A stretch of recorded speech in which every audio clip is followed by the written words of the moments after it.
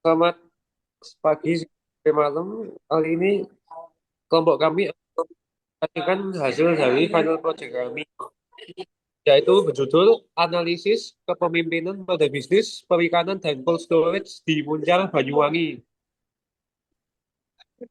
Lanjut, lanjut. Oke, selanjutnya ada anggota kelompok kami, yaitu ada Kalista Chandra Wanodia Ayu, Nicholas Adi Satria, dan Bayu Dwi Adeluyan. Lanjut.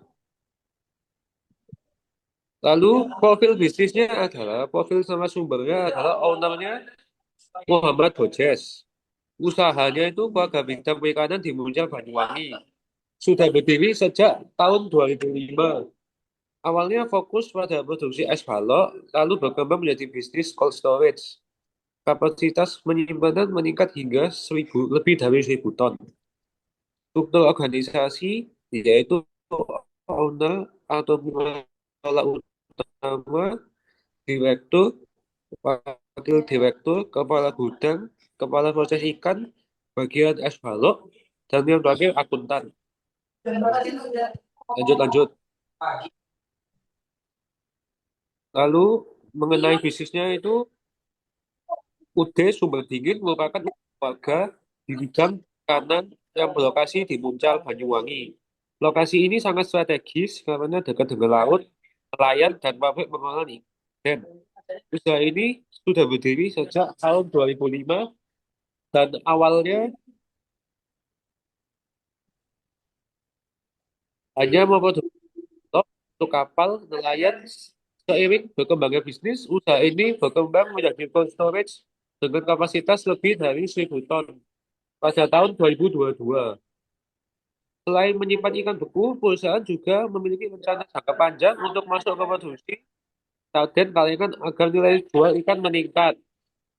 Lalu narasumber tidak hanya menjalankan usaha berdasarkan kebiasaan lama, tetapi mampu melihat peluang perubahan.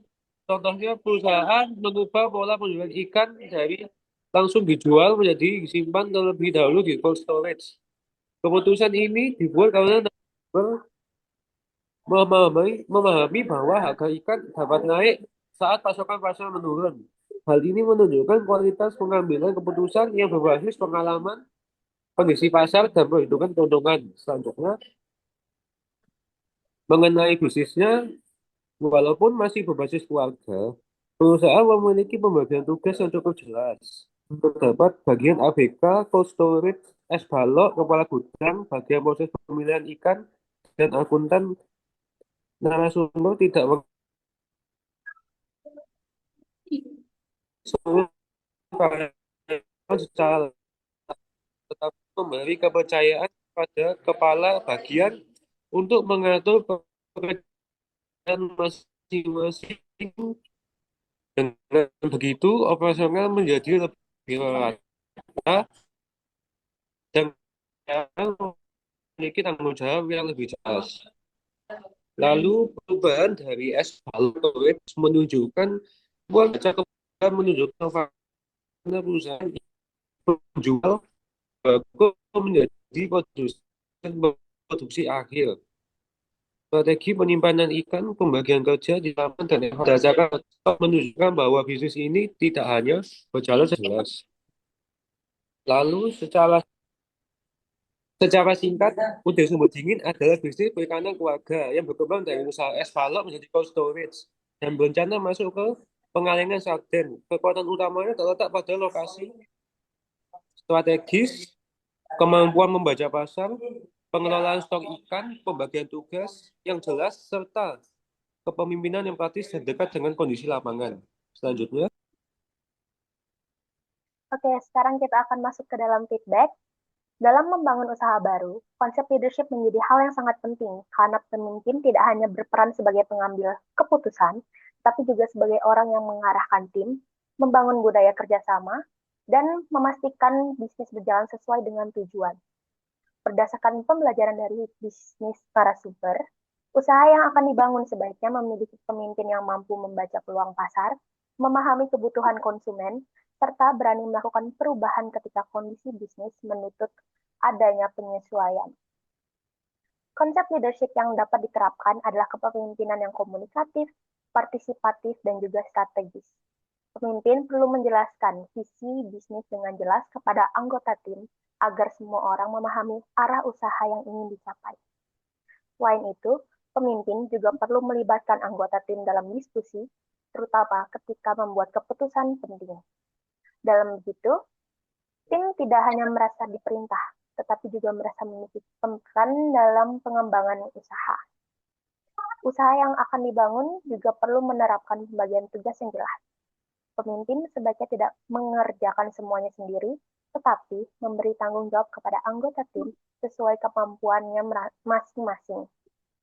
Hal ini dapat meningkatkan efektivitas kerja dan membantu tim berkembang. Selain itu, pemimpin perlu memberi ruang bagi anggota untuk menyampaikan ide, kritik, atau masukan agar usaha dapat terus beradaptasi dan juga berinovasi. Kemudian kemudian selanjutnya ada refleksi. Dari konsep leadership ini saya belajar bahwa membangun usaha tidak cukup hanya dengan memiliki ide bisnis yang menarik. Seorang entrepreneur juga harus mampu memimpin orang lain agar ide tersebut dapat dijalankan dengan baik. Leadership dibutuhkan agar usaha memiliki arah yang jelas, sistem kerja yang tertata, dan tim yang mampu bekerja sama. Saya juga memahami bahwa pemimpin yang baik bukan berarti harus selalu mengambil semua keputusan sendiri. Dalam usaha yang akan dibangun, saya perlu belajar untuk mendengar pendapat orang lain, mempertimbangkan masukan tim, dan mengambil keputusan berdasarkan kondisi yang ada. Hal ini penting karena bisnis akan selalu menghadapi perubahan, baik dari sisi pasar, konsumen, maupun operasional. Cara bersuara, konsep leadership yang dapat diterapkan dalam usaha yang akan dibangun adalah kepemimpinan yang visioner, komunikatif, partisipatif, dan adaptif. Pemimpin harus melihat peluang, mengarahkan tim, membagi tanggung jawab, serta berani mengambil keputusan. Dari refleksi ini, saya belajar bahwa keberhasilan usaha tidak hanya ditentukan oleh produk atau modal, tapi juga oleh kemampuan pemimpin dalam mengelola orang dan membawa bisnis menuju tujuan yang ingin dicapai. Selain itu, saya menyadari bahwa komunikasi menjadi kunci utama dalam leadership. Jika ada perubahan strategi atau masalah dalam usaha, pemimpin harus mampu menjelaskan situasinya secara terbuka agar tim tidak bingung. Dengan komunikasi yang baik, anggota tim akan lebih mudah memahami tujuan bersama dan lebih siap menghadapi tantangan. Kemudian, ada hipotesis yaitu keberhasilan usaha tidak hanya ditentukan oleh modal, tapi juga oleh kemampuan pemimpin dalam mengelola perubahan dan tim. Sekian, terima kasih.